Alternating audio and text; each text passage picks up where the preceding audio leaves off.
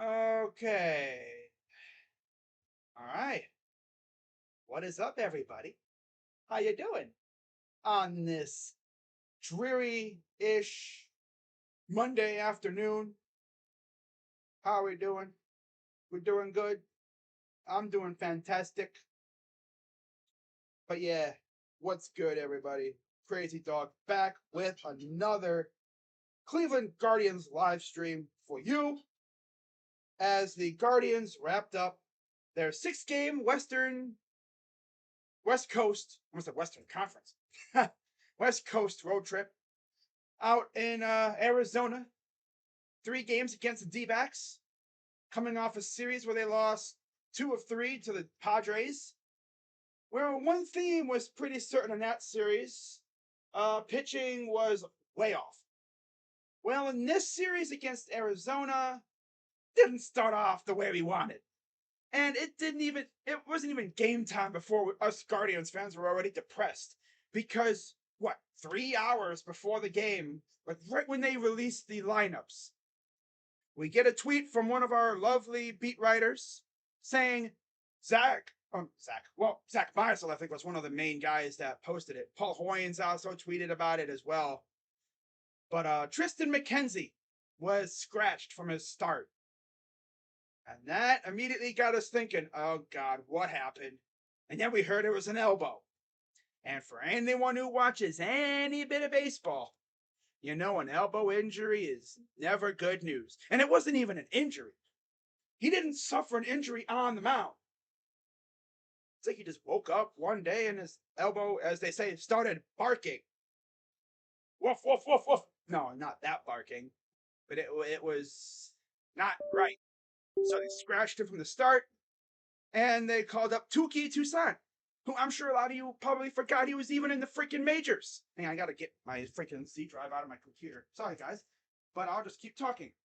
But yeah, it's like people probably forgot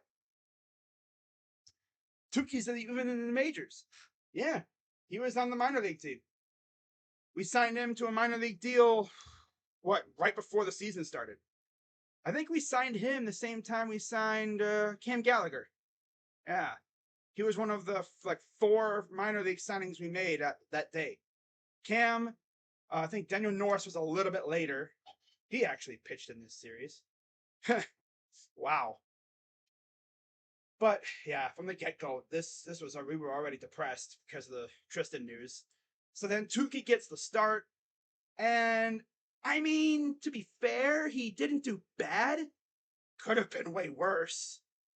He had a small walkathon again, keeping that theme going. Walking every single batter, it seemed like. 5 walks for Tuki. Tuki was Dookie. Ugh. 3 2/3, 3 hits, 2 runs, 2 earned, 5 walks, 2 Ks. Definitely could have been worse. Could have been way worse. He only gave up 2 runs. I mean, I've seen way worse starts from pitchers, especially on such short notice. And then Curry came in there and they beat him up a little bit. They even got one off of De Los Santos. It was not a good game. The Guardians did score, however, via a solo blast from none other than Jose Ramirez, who for the most part was very unlucky in this series. But Christian Walker, as usual, RBI double, got him on the board first. And then Geraldo Perdomo, sac fly, made it 2-0, bottom second. And then it would be 2-0 for about an inning. And then a little bit. And then top of the 4th, Jose homered, his 11th of the year. Made it 2-1. And from that point on, it was all Diamondbacks. Pavin Smith singled, made it 3-1. Corbin Carroll 4-1 with a double. And then to put a little cherry on top, Ketel Marte singled in a run, made it 5-1. And to make matters worse, they had one of their best pitchers on the mound. Zach Gallen was magnificent, and if you're a D-backs fan and you're watching that game, you're like, he was fantastic. 7 innings. He gave up 6 hits, but 1 run to the home. It was the homer. 7 Ks. And some of those at bats, made me want to freaking punch myself in the face and knock myself out. They were so bad. Josh Naylor. This dude threw 3 straight pitches. Bottom of the zone. Not even in the zone itself. Oh, not even in the zone itself. 3 straight pitches.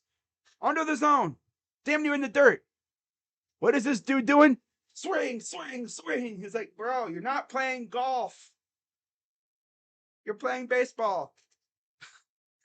Open your eyes. Think with your head, not your bat. I know you're trying to hit one out, but bro, chill. Chill.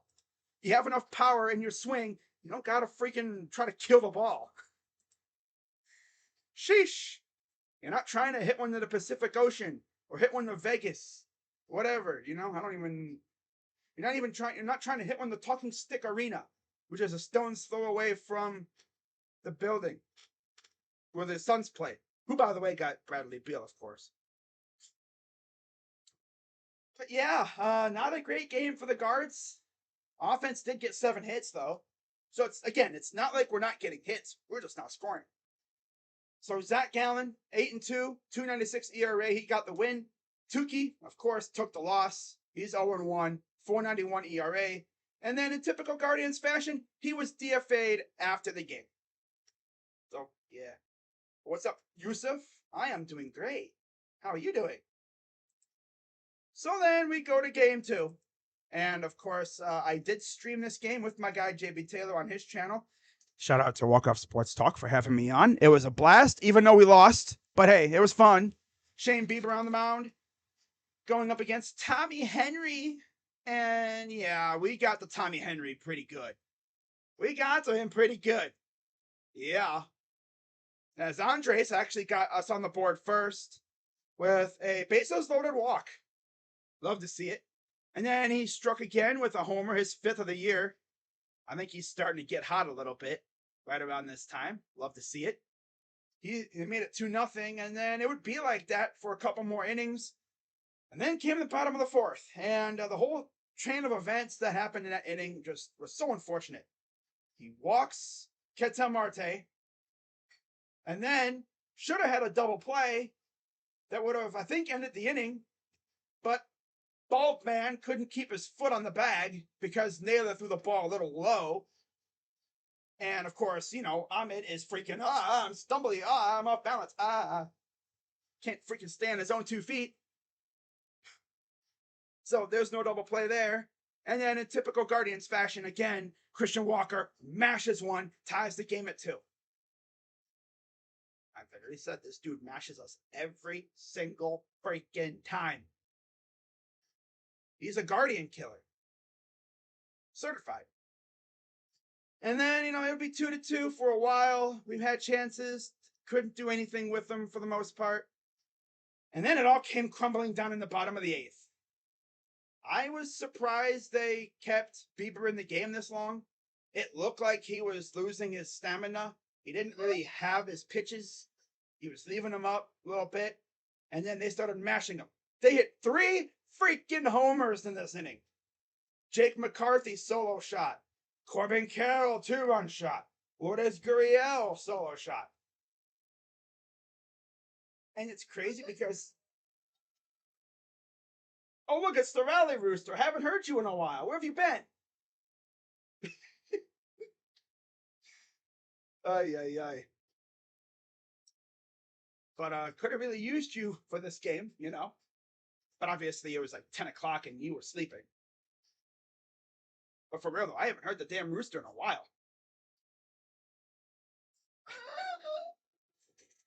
I hear your crow got a little deeper. That's good, I guess. Cool. Okay, look at me talking about a chicken. Wow. But yeah, I don't know why Tito kept him in the game in the 8th. I get it. You want to try to squeeze every little bit of good stuff out of him, but after that homer to Jake McCarthy, I would have yanked him immediately. Tito leaves him in too long, and it's 6-2 by the end of the inning. I go from, okay, well, we got a good part of the order coming up. We have a chance to, yeah, we're done. We're done. Classic Guardians, right? I even told JB Taylor in his stream. We know how this goes. We've seen this before. We're either getting walked off or something's going to happen. And sure enough, something happened. It was bad. It was fun. The stream itself was fun, but this game just did not have the vibe of us winning this game. No, and it's like we hit the ball hard, but not out. Can't tell you how many times I thought a ball was going out, but it didn't. In the series in general. But yeah, they win. Oh, and then we did get a run in the top of the ninth on a nice little fake rally. Jose sack fly made it 6-3. And in the most Guardians fake comeback thing ever, all right, we're down 6-3 or 6-2. You know, Tito essentially sold the game. And what do? Oh, look. Walk by Arias. Fry struck out. Loser. Juan single. Ahmed single. Bro, if only we didn't keep freaking tired ass Bieber out there, the game would have been tied. We would have probably taken the lead because it would have still been 2-2. But no, Sleepy Tito. Tito forgot his pitcher's freaking, I got 100 pitches. That's where squeezing everything out of your pitcher backfires. Because he was gassed. I could just tell by the way his pitches were going. Leaving a middle damn near to every hitter. No movement on his pitches. He was gassed. That boy tired. We literally had bases loaded with 1 out. We had bases loaded with 1 out. And then we had the sac fly, so 6-3. Still had a chance. Josh Naylor at the plate. And as usual, he grounds out to the first baseman. He's the king of grounders. He's the ground ball king. I was half expecting him to freaking go yard, too. But have no fear, guys, because in game 3, he would go off. But overall, in terms of how the pitchers did, I mean, the performance itself was good from Bieber. I just wish Tito wouldn't have kept him in so long. He always gets caught with his pants down like that. He'll leave a pitcher in too long, and that winds up beating us. But 7 1/3 out of Bieber, not bad at all. I know the bullpen loved it. 7 hits, 5 runs, mostly coming in that bad inning. 5 runs, 5 earned, 2 walks, 5 Ks, 3 homers. Yeah, he's been bitten by the homer bug this year. Now, on the other hand, Tommy Henry, yeah, we got to him pretty good. A little bit. In terms of hits. Not runs, obviously. But 6 innings, 7 hits, 2 runs, 2 walks, 3 Ks, and a homer. And, yeah, it looked like we were going to get more off of him, but nothing really manifested like that. So, overall, Castro got the win. 4-2. He's 4-2 with a 3.72 ERA. Bieber took the loss. He's 5-4, 3.51 ERA. And McGuff took the save. He's got 3 with a 2.68 ERA. Again, Bieber, 7 1/3, 7 hits, 5 runs, 5 earned, 2 walks, 5 Ks, 3 homers. Tommy Henry, 6 innings, 7 hits, 2 runs, 2 earned, 2 walks, 3 Ks, and a homer. And then we get to yesterday's game.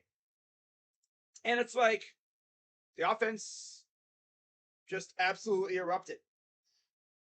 Zach Davies on the mound, right? Zach Davies on the mound against Tanner Bybee. Of course, the last time we saw Tanner, he didn't look so good. And same thing was, again, apparent in this start. His location was a little off. He struggled with he struggled locating some of his pitches. But he didn't get shelled. In fact, he was actually pretty solid. I mean, looking at his stats, his box score, 5 innings, 7 hits, 3 runs, 3 walks, 6 Ks, and a homer. And then on the other end, Zach Davies, we shelled the crap out of him. 3 2/3, 9 hits, 9 runs, 8 earned, 1 walk, 2 Ks, and a 7.11 ERA. I joked in my stream last night saying, I wonder if he could go to 7-Eleven and be like, yeah, my name's Zach Davies. Do I get like a free slushie for having a 7.11 ERA? No. You get laughed at by the staff. Because, boy, you stink. I think we faced him last year and we pretty much did the same thing to him too. He stinks. He absolutely reeks. Ugh, he's stinky. He stink. I mean, this offense has not been able to do much against some pitchers, but they shellacked him. If we faced Zach Davies every start, we'd probably lead the league in runs. I mean, it seemed like we scored most of our runs in one inning, though. We splurged. Top of the first, Guardians get right to it. RBI triple by Jose Ramirez, 1-0. Josh Naylor doubled, RBI double, 2-0. Top of the second, Stephen Kwan, 2-run triple. Love to see it. And then Ahmed Rosario sac fly scored a run, made it 5-0 right off the bat after 2. And then Christian Walker just had to get his home run in. Yep. Of course, like I said, this dude mashes us every freaking time. I see why Guardians fans wanted us to trade for him or whatever, because you can't mash us if you're on our team. But of course, the Diamondbacks are good now, so they're not going to trade him, obviously. I don't think they'd trade him regardless. But yeah, he made it 5-1, and then we responded with, 6 runs in the 4th. This is where we really mashed Davies. Kwan grounded into a 4th, scored a run. Naylor singled a run. Jimenez tripled in a run. And then Freeman doubled in a run. And then Brennan singled in a run. And by the way, that inning was started by none other than Bo freaking Naylor getting a walk.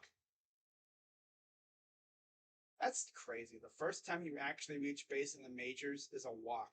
But sometimes you gotta crawl before you can walk. Right?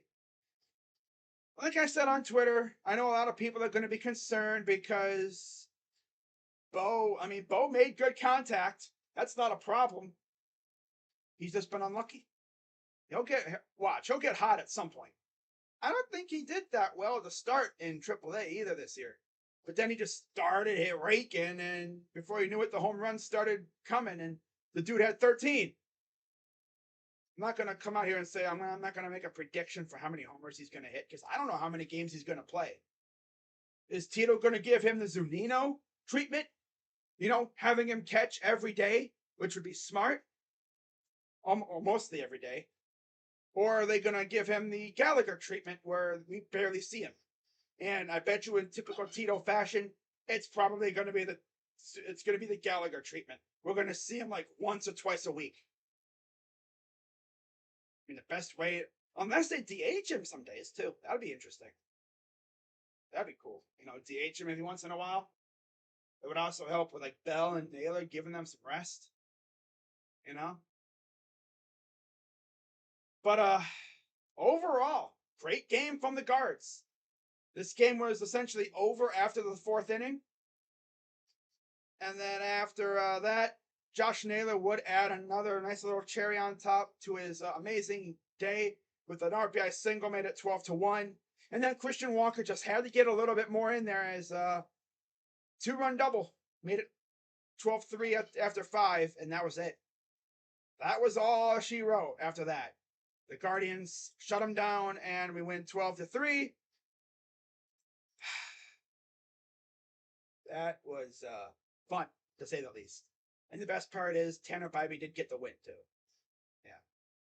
Zach Davies got shellacked. Tanner Bybee was all right. I mean, he's okay. He wasn't bad. I mean, it wasn't as bad as the Padres start. Poor guy couldn't even do anything in the Padres game. At least he went 5. I mean, this game was so bad. We saw Daniel Norris pitch for us. And the Diamondbacks had Josh Rojas pitching. And of course, Bo Naylor struck out. I'm pretty sure he got trolled a little bit in the clubhouse for that. But I mean, it was a 64-mile-per-hour pitch. You're not expecting an eephus. Although it's a position player, you should be expecting anything like that. But okay, Josh Rojas had some decent stuff. He had some decent stuff. He must have done that before. It's one of those guys where it's like, I was a pitcher in high school. He probably was too. Who knows? But overall, we avoid another sweep. I've already mentioned about 1,000,000,000 times. This team is elite at not getting swept. And yeah, Bybee got the win. He's 3-2, 4.05 ERA. Davies took the loss, like I said, 1-3 with a 7.11 ERA. Stinks. And he might be one of the few Achilles heels on that D-backs team. Their bullpen's kind of questionable too, but their lineup is nice. Their lineup's really good.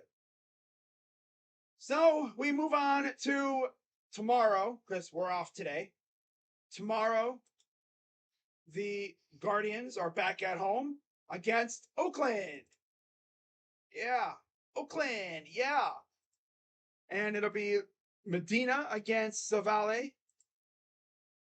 To be more specific, it'll be Luis Medina, right-hander, 1-6, 7.55 ERA, 37 strikeouts against Savale, making his, I think, what was this, his third start off the IL.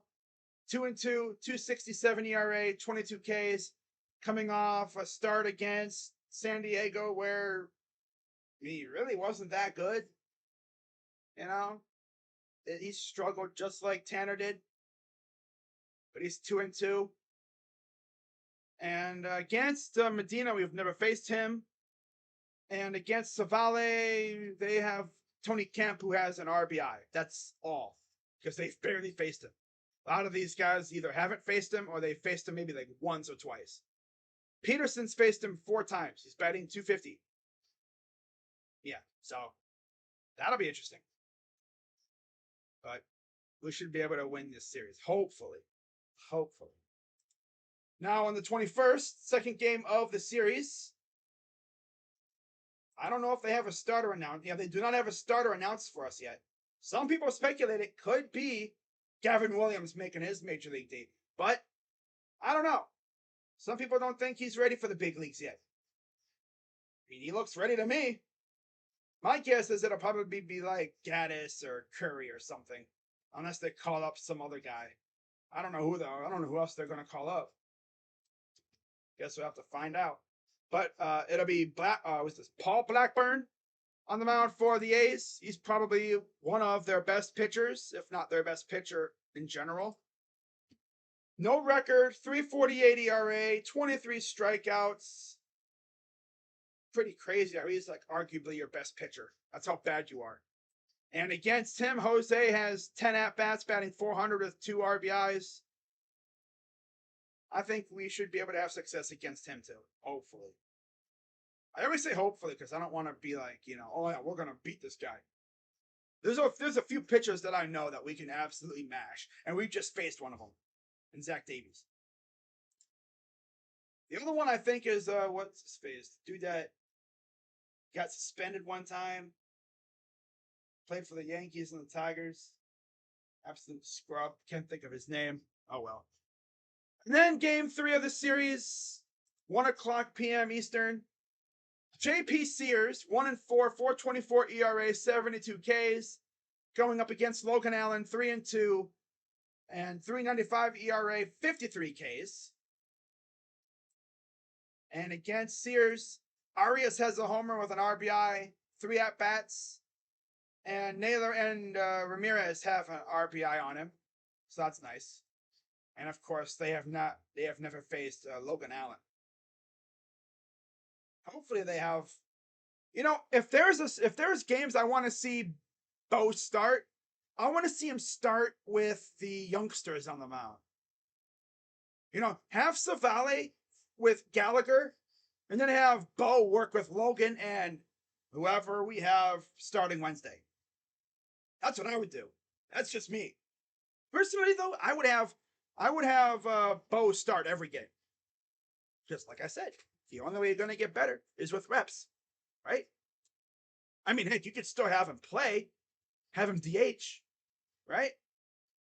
Could always have him DH.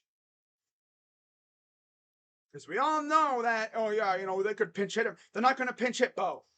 No. He's probably going to get the Zunino treatment in that department. They're not going to pinch hit him. They're not going to bring him in as a pinch hitter. It'll be David Fry every time, guaranteed. Unless we're facing a righty, then they might do it. But have you, if any of you guys have seen Bo, like, hit, especially in that last game, you know what I realized? Have you guys noticed he has the Raffy Devers stance? For anyone who doesn't know, like Raffy Devers, the way he sits, he sits up with the ball like with his bat like this, with his like one like this. That's exactly how Bo, that's his stance.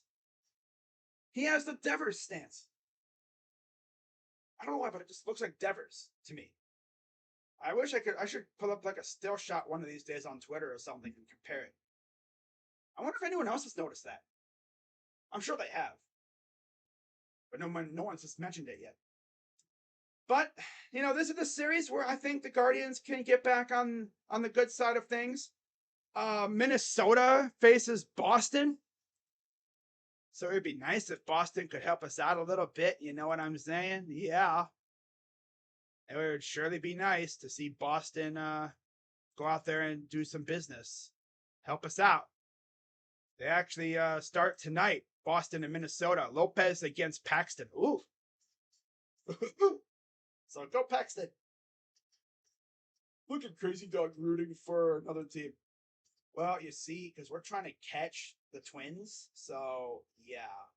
A Twins loss would put us at 3 games back of first place. 2 games. 2 games? 2 or 3. It would be 2.5, right?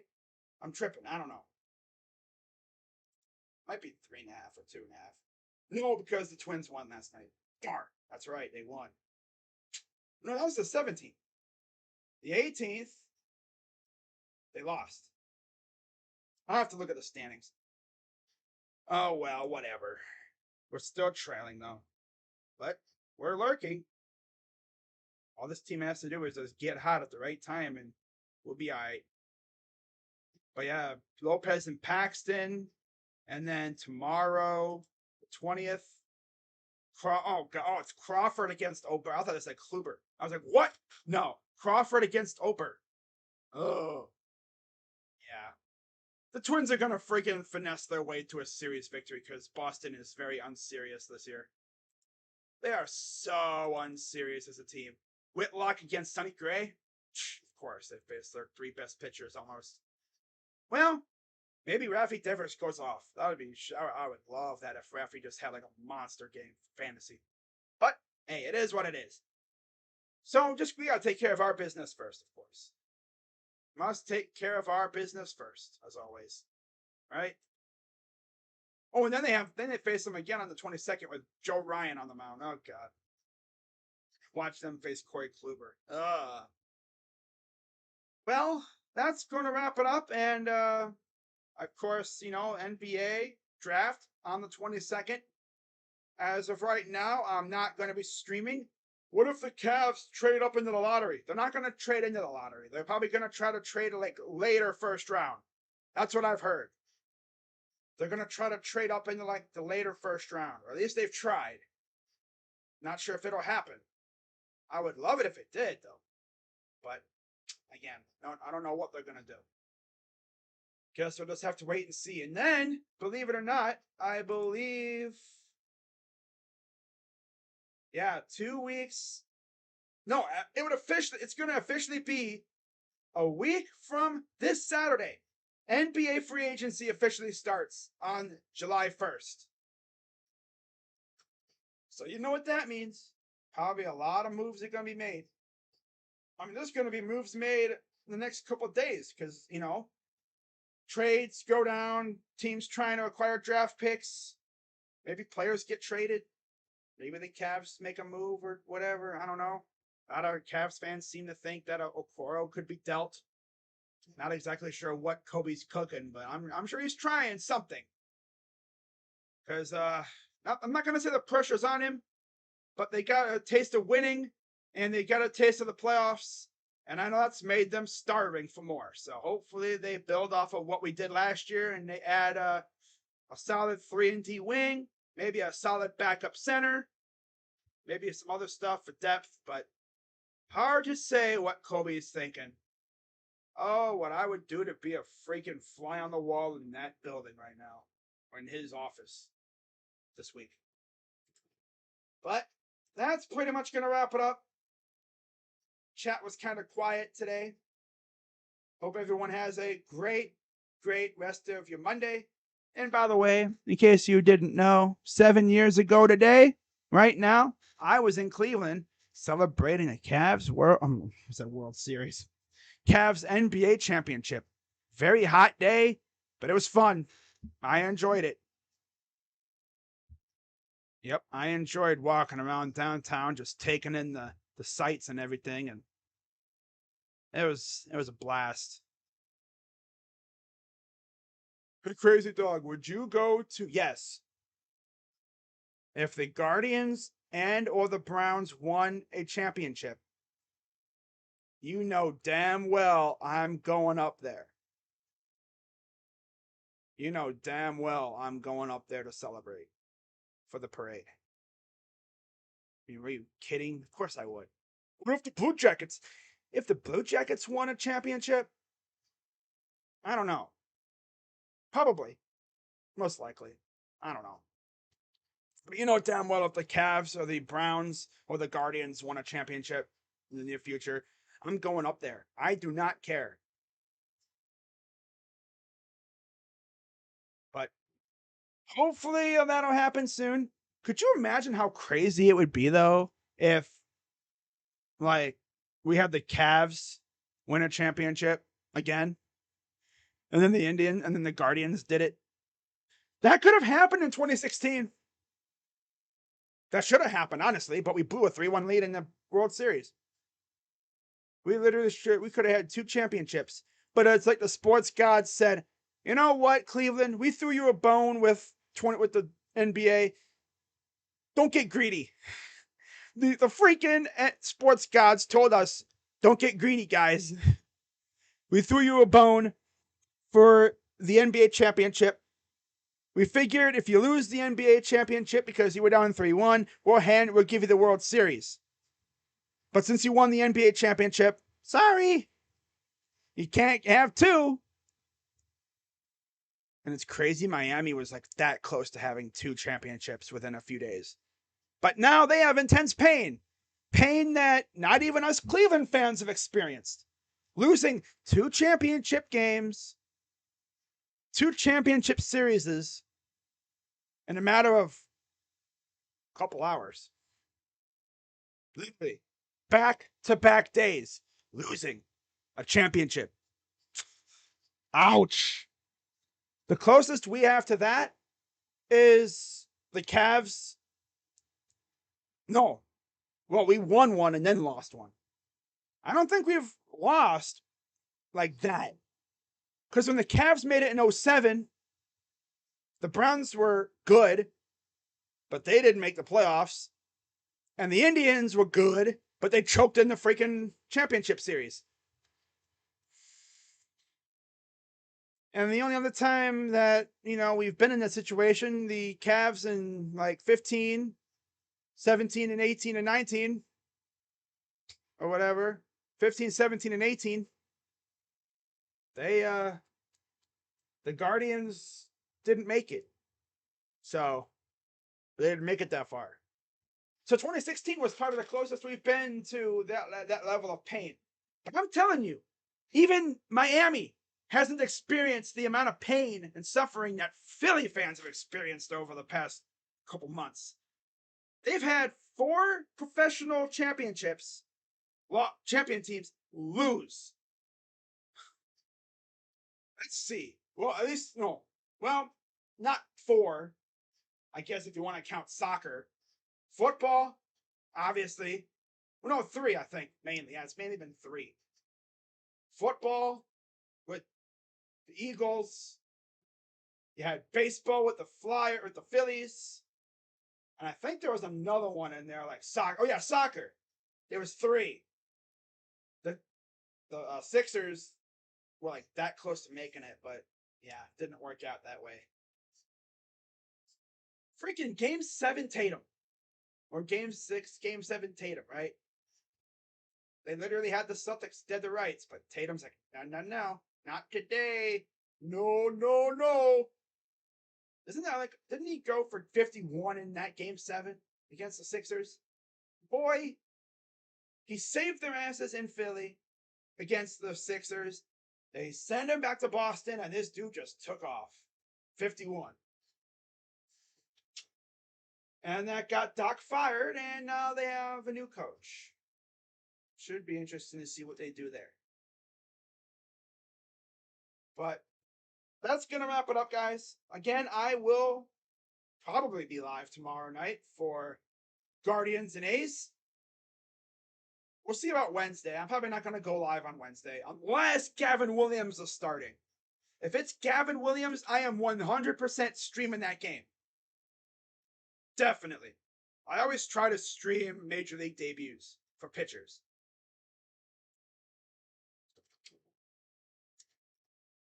Unless, because I would have done Tanner and Logan, but they were during playoffs, and yeah, I'm not missing NBA playoffs. Sorry. Oh well, they were still elite though. But if it's Gavin, because he's a top prospect, yeah, I'm doing that. I'm doing that game for sure. Yep, I'm doing that game. So we'll see what happens for Wednesday. If I hear anything else, I will let you know, of course. MLB trade deadline is just over a month away. We're going to be hearing a lot of rumors coming up about Bieber. In fact, before I head out, I found a freaking trade proposal thing from FanDuel. Check this out. Yeah, look at that. They really think that this would pass, and for the Guardians, huh? You really think we'd do this? No, the Guardians would laugh you off the phone. They wouldn't even let you finish. The moment you say O'Neal, we're laughing. Antoinetti would be like, "Are you serious? This is a troll job? Are you really Mo Zeliak or whatever the heck you say your last name? Are you really Mo? Are you the same Mo that I know? Huh? Is this a fake call? Is this a prank? Am I being trolled? Is this Impractical Jokers? Huh? Impractical Jokers." Bieber, Cy Young Award winner, still very good. Not as good as he once was, but he's still good. For Matthew Liberatore, who isn't bad. I mean, you put him in the Guardians pitching factory, I'm sure we could turn him into an elite arm. Tyler O'Neill, who hasn't played really much at all this year. In fact, I got his stat line up for you. 92 at-bats, 21 hits, 2 homers, 228 batting average. He hasn't played in well over a month. He's only played 29 games in total. Yeah, I don't want that on my team. Sorry, thank you very much. I mean, I even said on Twitter. If you follow me on Twitter, shout out to you. But if you don't, I suggest you do so. The Twitter is at crazy with a K RAZY _ DAWG99. Of course, not, I'm not hard to find. But yeah, Tyler O'Neill, nope. Liberatore, Moises Gomez, number 12 prospect. We would probably want a little bit more if this is the package. I said on Twitter, replace O'Neill with Nootbaar or Walker.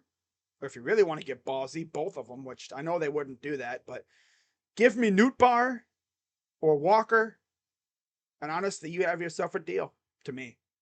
Because I think we could really turn Liberatore into a stud with the way we develop pitching. Gomez, not really sure about. But yeah, I'm not too keen on Tyler O'Neill. No. I mean, we need outfielders. You mean he'd be better than Miles Straw? But he's injured. We can't trust him to stay healthy. We don't want to get fleeced by the damn Cardinals. Right? I mean, come on. I'm not giving away my... No. I would have probably done something like this. But now with the Tristan news coming out, he's probably going to miss a lot of time. Possibly the whole season and most of, if not all, of next season if he gets Tommy John. I don't think we trade Shane if that happens. Unless we get a stud pitcher to replace him. You know? Now, the tricky thing is where the Guardians are in the standings. Because the Guardians are, as I've said many times this year, they're mid. They're not good, but they're not garbage, right?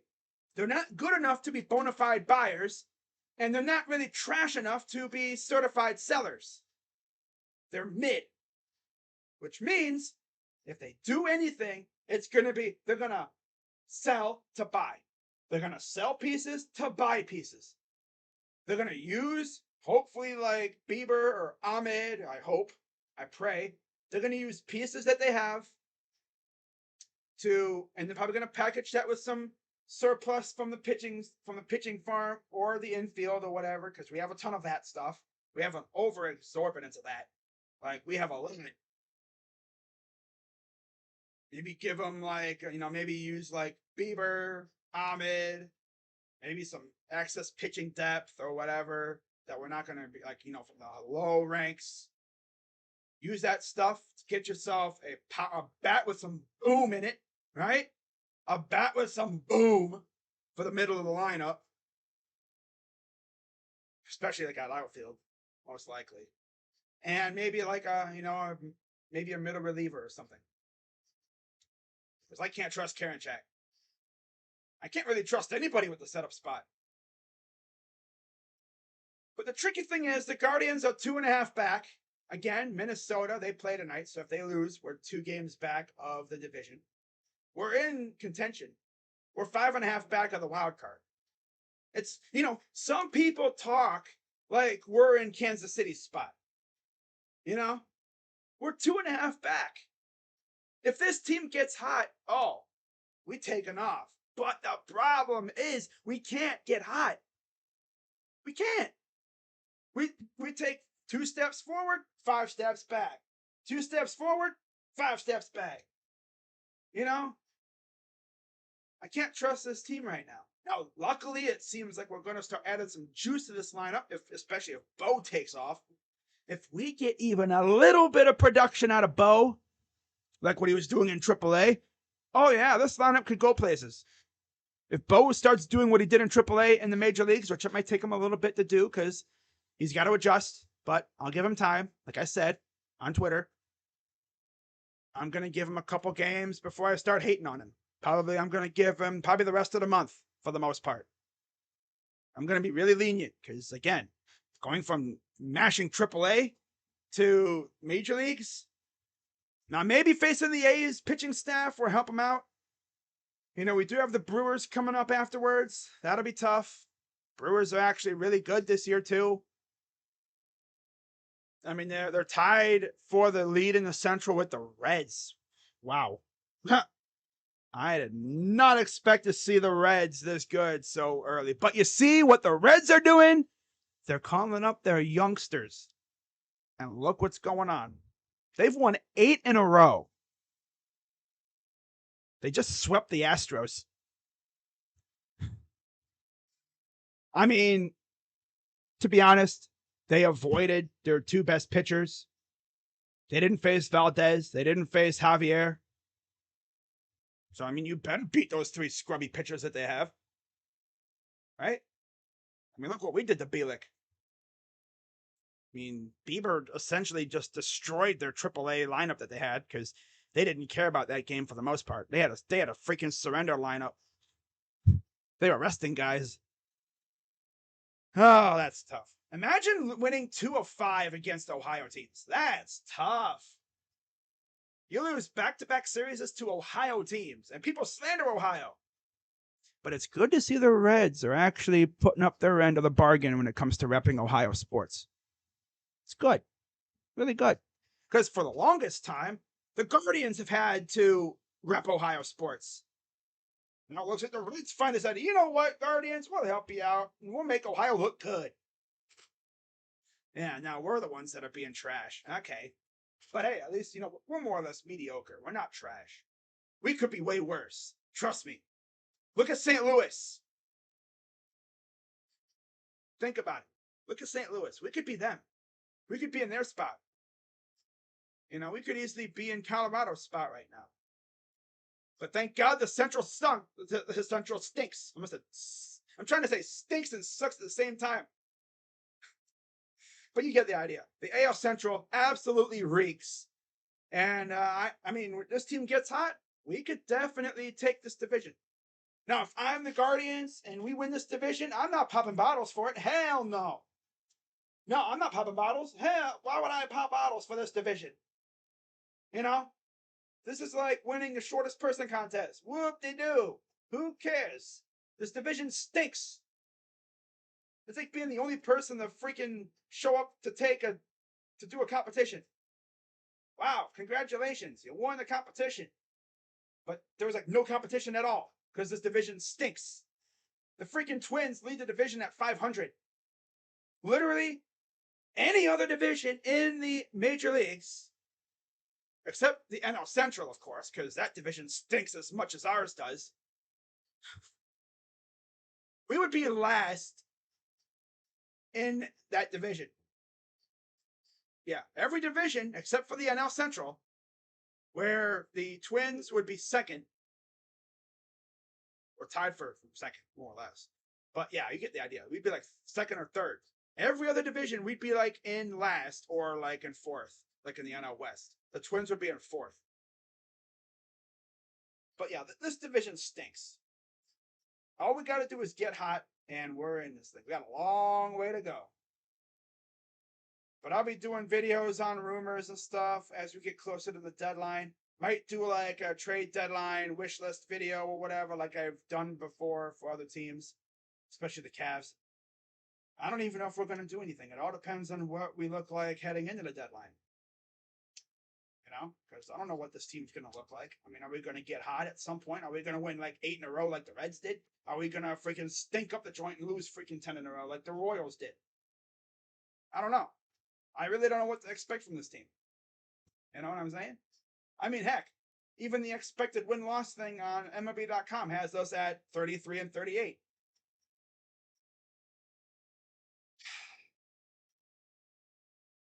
It all depends on our position heading into the deadline. If we're right where we are now, 2.5 back of first, I bet you we opportunistically buy. Like I said, we'll sell to buy. Now, if we get hot and we go on a tear, and we somehow we're leading this division by a lot of games or whatever, I could see us being straight up buyers. But hard to say what to expect from this team right now. Yeah, the Twins play the Red Sox tonight. I got the Red Sox. Our season is officially over with this McKenzie news. Not necessarily. Thank God Cincinnati doesn't have an NBA team. They have a soccer team. Yeah, they have a soccer team. That's actually good too. Yep. So if you'd figure Cincinnati fans are feeling themselves because all 3 of their teams are actually good at the same time. It would surely be a shame if all their teams experienced Philly levels of pain, right? Within a short time span. Although I don't think the Reds are making the World Series, so they messed up by not buying last year. Yeah, they did. They had some pieces to get rid of. But this year, we got Ahmed on an expiring deal and other stuff that we could trade. Now they will buy this year and we'll get worse. Well, luckily, we have a decent farm system. We're not like the Padres. The Padres ain't got really anything in the farm because they spent it all to get Soto and stuff. And, you know, and the other pieces that they got. I think we'll probably make some smaller trades. I don't think we're going to go big fish. This division is so garbage. I think this year we could probably win it with 82 games. The winner, I bet you a team could win this division and be under 500. That's how garbage this division is.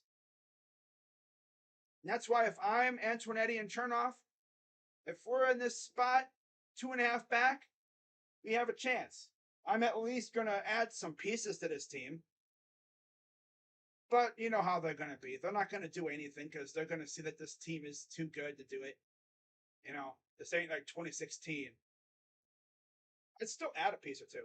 Especially if you can add a piece or two with term left. You know, arbitration, or maybe they got extended. Or you add them with arbitration left and then you extend them. Because remember, guys, we're getting a new owner soon. David Blitzer will be taking over officially, I believe, in 2028, possibly. So, any deals you make, it would be like, well, we don't have to worry about paying that because, 2028 comes around and, yeah, David Blitzer will be running things. But that's going to wrap it up, guys. About an hour. That's what happens when I just start talking. Time flies. So I'm going to head out and hope you all have a great rest of your Monday. And again, 7 years ago today, the Cavs had their championship parade. It's been so long. My God. 7 years already? That's crazy. But yeah, I will see you all tomorrow for Guardians A's. If I hear anything about the Cavs or the Browns, I'll make a video or whatever. I know it is trade season in the NBA now. We saw Bradley Beal get dealt. And I have to wonder what else is coming. You know? What else is on the docket? I know teams are going to start making some moves. We'll see what happens. If the Cavs do anything big, I'll make a video. And if the Cavs do something small, if the Cavs do anything big, like Donovan Mitchell big, I'll make a stream. If it's something smaller, like a smaller trade, I'll do a video. But yeah. With that being said, guys, have a good rest of your Monday. Have a good week. Hopefully I'll see you tomorrow for Guardians A's. Go Guards. And I'm out.